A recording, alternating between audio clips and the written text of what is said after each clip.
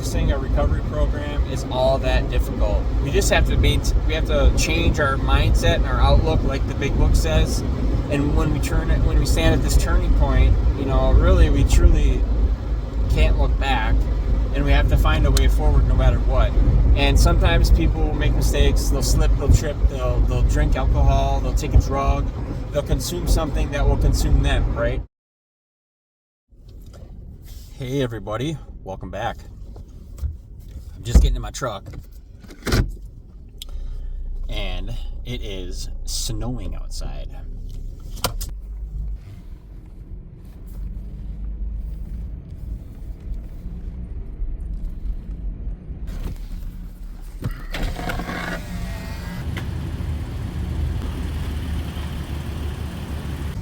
Now that's pretty typical for a Donnie Smith bike show weekend at about every time this year. It gets snowy. And so I actually got to pause this video to get my maps up, and I'll be right back. Hey guys, we finally found the exit. Nice. There we go. And here we're off. So we're in St. Paul. We're at the River Center. Last day of the Donnie Smith Bike Show. Let's go straight. For some reason, I just think that maybe when life hits us hard like that with constant just stuff like ups, downs, slips, trips, life gets hard. Life ain't gonna be easy. Life isn't easy. Life ain't gonna be easy. It gets easier as we go on. Donnie Smith Bike Show 2025 is a wrap.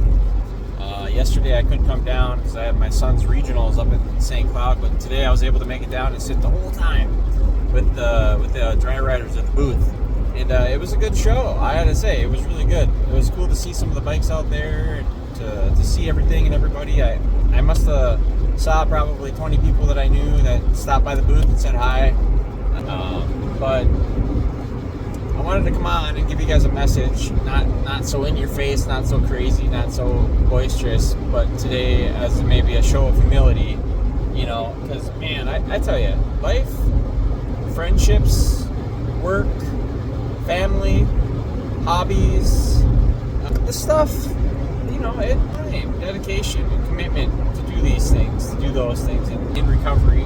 It's another thing we can add to the list is recovery. Coming up on 6 years alcohol-free, which is a huge accomplishment for me in my journey, my recovery, because I spent so many years drunk, not sober. Being sober from that now is giving me a little bit of a different outlook, as you can imagine, right? Because when we are drowning ourselves with alcohol and with those spirits, they call it, it took everything out of me.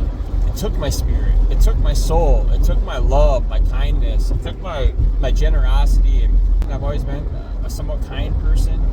But when we're under the influence of alcohol, I fear that we lose sight of some of the things that we really need to pay attention to. And along with that, sobriety in itself is something that we should maintain or want to practice as much as we can. Unless you're in a position where you're in an addiction or you're in a substance abuse disorder or something along the line like pain, or people with CPTSD, PTSD, anxiety, depression, these sort of like debilitating illnesses that we get that can really come at us sideways and throw a wrench into our life. Bout with depression, I've had bouts with anxiety, I've had bouts with drug addiction, with substance abuse disorders, with alcoholism. I mean, I've ran the gamut of things that I could do to wreck myself. In my early 40s now, I'll be 42 in a couple days. Apart from that, you guys, I don't think that practicing a recovery program is all that difficult. We just have to change our mindset and our outlook, like the big book says. And when we stand at this turning point, really we truly can't look back, and we have to find a way forward no matter what. And sometimes people will make mistakes. They'll slip, they'll trip, they'll drink alcohol, they'll take a drug, they'll consume something that will consume them, right?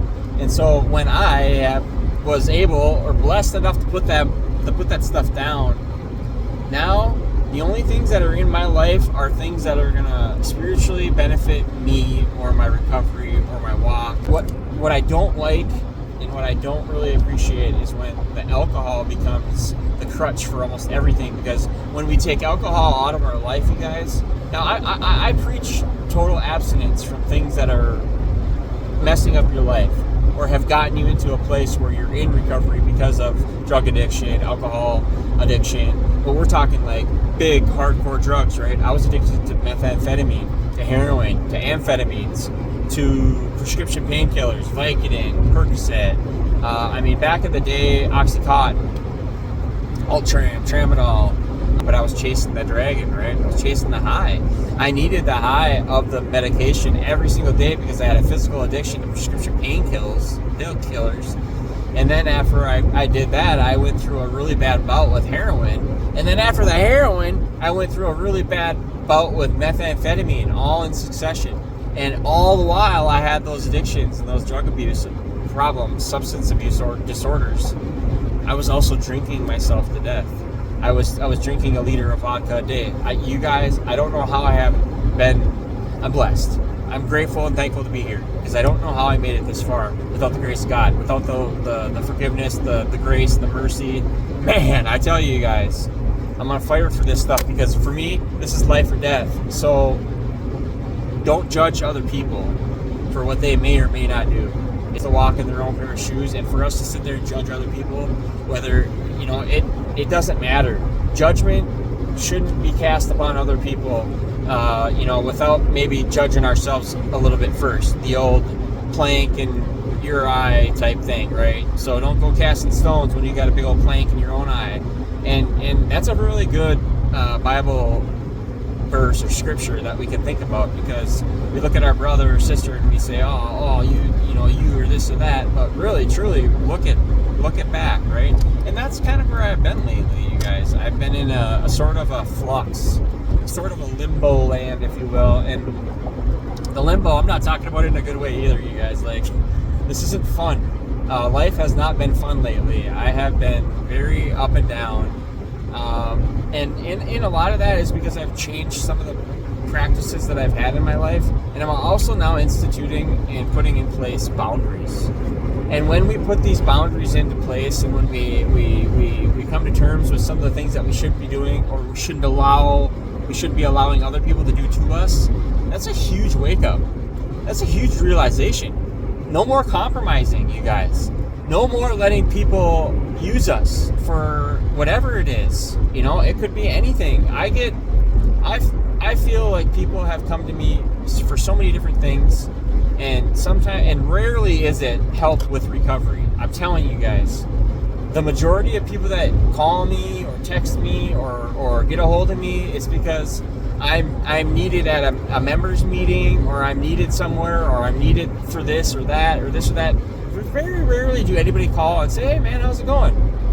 I'm like, "Hey man, things haven't been going that great. Thanks for calling and checking up on me." No, it's for other things. And I'm now at a place now where I just don't have time. I have my own things going on. I don't have time to be pouring my effort into a lot of other things when my own house isn't in order. You know what I'm saying? I had a good friend of mine. I get so passionate about these topics, because I know that we are all just one drink away, or one drunk away, or one drug use away from permanently throwing in the towel. My friends, my beautiful friends, there's such a beauty in this life that comes from change, that comes from taking chances. There are a lot of people I see that don't take care of themselves, that could literally be taken any moment. Any of us could be taken at any moment. But if your health is not in a place of vitality and growth, we don't want our health to be stagnant and moving forward, right? Onward and upward is the charge for today and every day, one day at a time. But if there's a sickness or an illness that's bringing us back down to the point where we feel helpless, we got to reach out, because this is a program of we, and I'm not just saying AA or NA. Every recovery program is going to involve it has to. We have to have a support system in our life. If we don't have a support system, we're doomed to fail, you guys. Because I thought I could do it on my own so many darn times. And so many times that I failed. And then once I started to reach out and find other people that had same or similar struggles, and I found them in those four walls in AA. I did. I went to hundreds and hundreds of meetings, and I went for a long time consistently. And I tried to get back into it here the last couple of 6 months, and I'm not feeling it, you guys. I think we graduate from some of these programs, and some people don't graduate. Some people, and hey, I don't mean this in any bad way, in any which way. I mean this in my own experience and my own opinion. So as you can see, I have my own shoes to fill, right? I have my own path to walk. I have my own journey to travel. I have my own destination to get to. And when I get there, you guys, I want to be content. I want to be comfortable where I've taken this life, and I want to have no regrets, and I want to allow other people to help me see that, right? And I went to apologize to somebody the other day, and it backfired on me. And I opened a line of communication with somebody that I thought maybe I could make amends with, and it didn't work. And recovery and in the NA and AA program, we're taught that make that initial amends early in recovery in the middle of the steps, right? So we have to make amends to whoever we've harmed, right? Unless to do so would injure them or others. But really, saying a sorry to somebody is never really going to harm anything. It's just how it's done, where it's done in the environment. And this just so happened to be, I text this person, hey, can I open this line of communication? I would like to try to repair what has been done in this relationship. And I don't want other people to be involved in it. I just want it to be between me and you. And this person said it has to involve those other people because those people are my family. No go. You kick rocks. And I try to repair my wrongdoings when and if I can. It doesn't always work. Sometimes it backfires. Not push that. Be like, you know what? If you don't want to be my friend, I am okay with that. I don't need to be anybody's friend. I'm just trying to repair some of the things that I've done. There's been a lot going on. And a lot of people feel that, life at times can be so unforgiving. But we have a faith.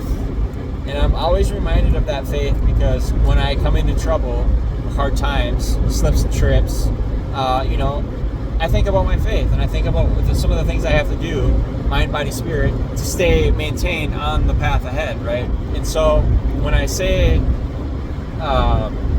I talk a lot about how I succeed and how I succeeded in the past, it involves the steps because those are the things that I've used in my life, the formulas, the principles, the steps in AA and in recovery to get where I am today because I didn't make it here without those steps and I didn't make it here without the people that are in my life now.